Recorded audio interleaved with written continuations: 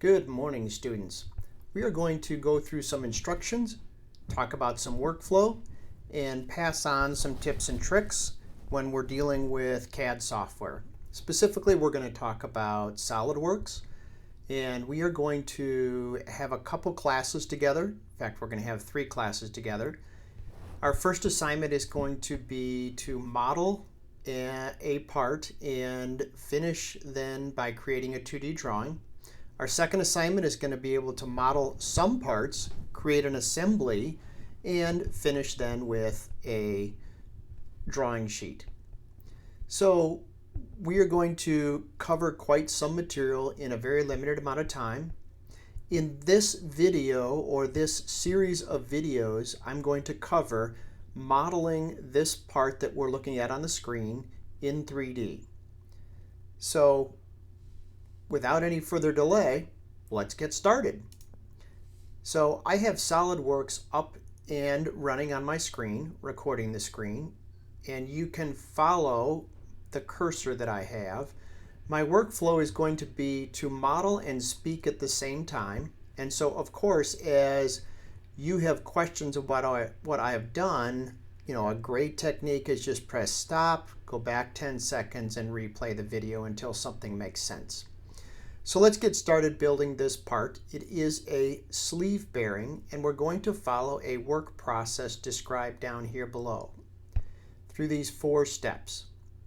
We're going to spend quite some time in step 2 and step 3. Step 1 is an introduction, and step 4 is a finishing up step. I'm going to try and keep these videos short to 10 minutes or less, and so when I hit around the 10-minute mark, I'm going to be breaking off, I'm going to call it a chapter, and then start up a new video in a new chapter. I'm ready to start building this sleeve bearing. I'm going to, anytime I start a new file, I'm going to come up to the top of SolidWorks and prepare myself. So I could click on this new file, but the first thing that I always want to do is to make sure that I can see these 4 tabs here called File, View, Tools, and Help. And I am going to make sure that that is clicked into place. Notice that as I click mine, the push pin points to the left. I want to make sure it's pointed down. You want to do the same thing, and I'm now going to take us around the long way to start a new file. I'm going to click on File, New. I get a dialog box. I want to create a part file. I'm going to click that part file and click OK. I now need to look at this blank gray screen and recognize that it's a coordinate system within 3D space. I'm going to set my units, find my origin, and define my precision. I'm going to come to the bottom right, and I'm going to click on a command called IPS, and I'm going to click Edit Document Units. When I do, I get a pop-up, and my units are defined as inches. Don't know what yours are, but for this project we want to choose millimeter gram second. And we will have talked in class, but I'm going to want my length units to be 3 decimal places, my dual length to be 3 decimal places, and my mass section properties to be 3 decimal places. Angles are fine at 2 decimal places. I've got my units and my precision set. I'll click OK. I now need to understand again that this is 3D space and there is an origin to it. I'm going to come up to and click the alternate arrow by this eye, and I'm going to ask SolidWorks to show me the origin.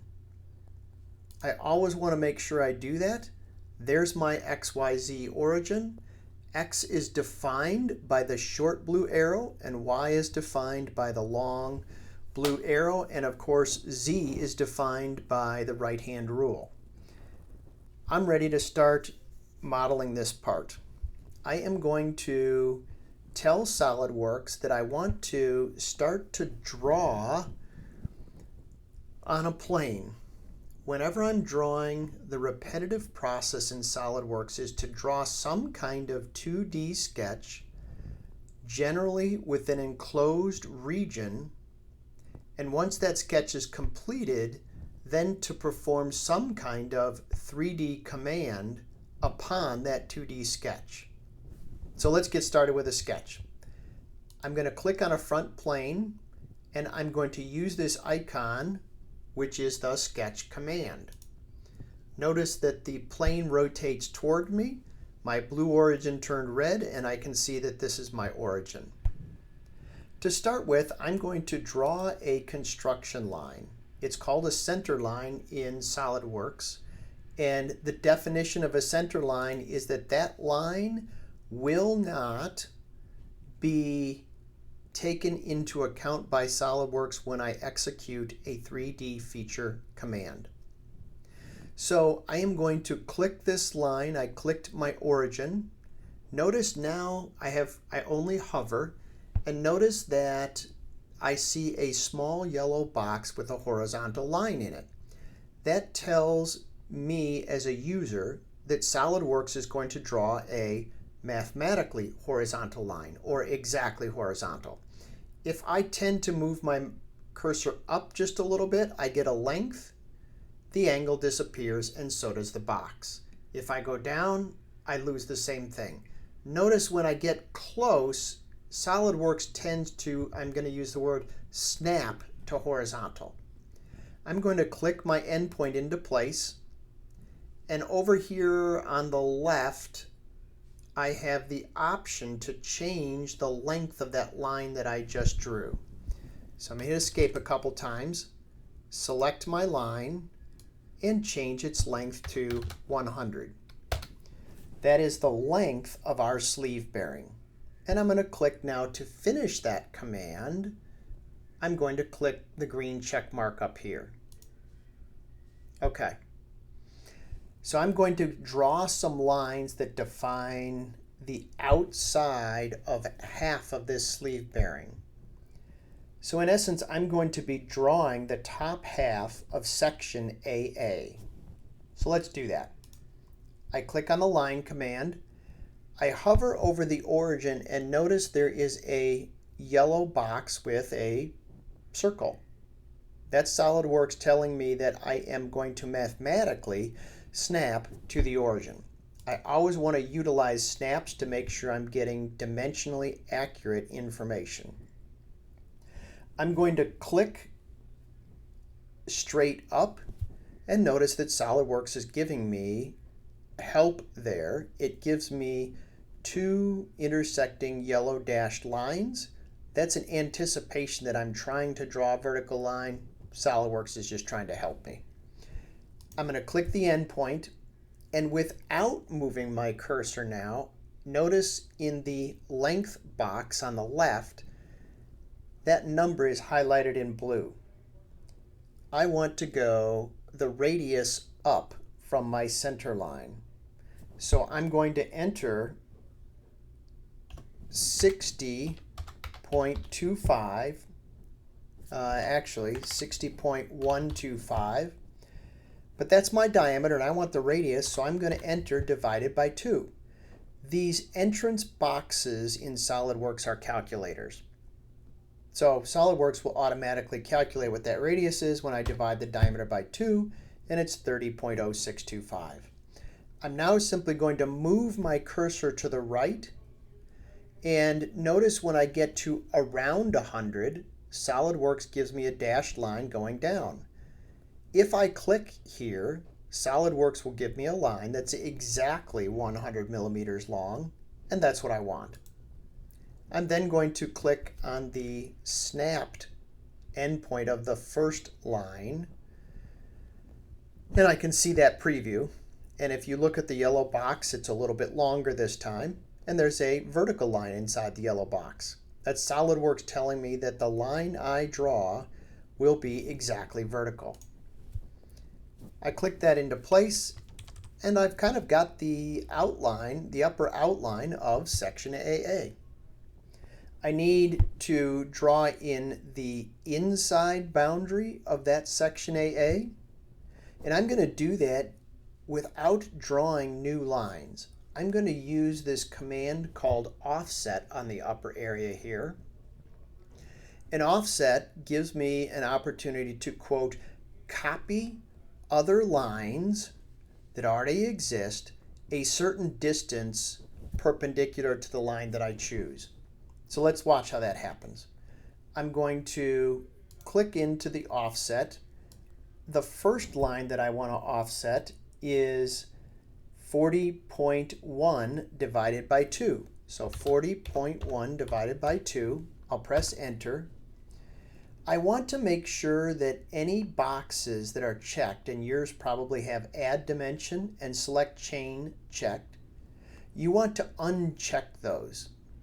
And once they're unchecked, you want to click this center line, and that tells SOLIDWORKS that, hey, I want to offset this center line. SOLIDWORKS is expecting one more click to tell the software which side of the line that I just chose do I want my offset to go. And I want to move my cursor above that center line and click, and my offset is achieved. I'm going to now offset another line from the center line.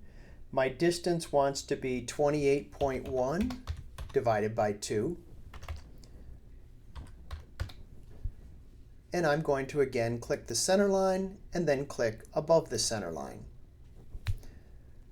I'm going to do one more offset command, and I want to offset 20 millimeters this time. And I want to go from the left end inside and the right side in. Notice if I press enter, SOLIDWORKS repeats the prior command and leaves the 20 millimeters as my input. A bit of a shortcut. So I have some things that I can modify now to make that inside profile of my section AA. I'm going to close this chapter, and to do that, and then pick this up in the next chapter of our videos. So to prepare myself, I'm going to exit this sketch. There's this icon with a blue arrow, and that's telling SOLIDWORKS that I'm done with this sketch and I want to exit it. Once I've done that, I can come over to File and Save As. And I'm going to want to negotiate to some folder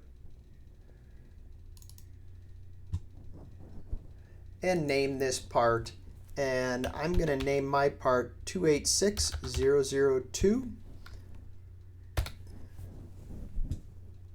And with that, I'll close off this video and we'll pick it up in the next chapter. So see you in the next chapter.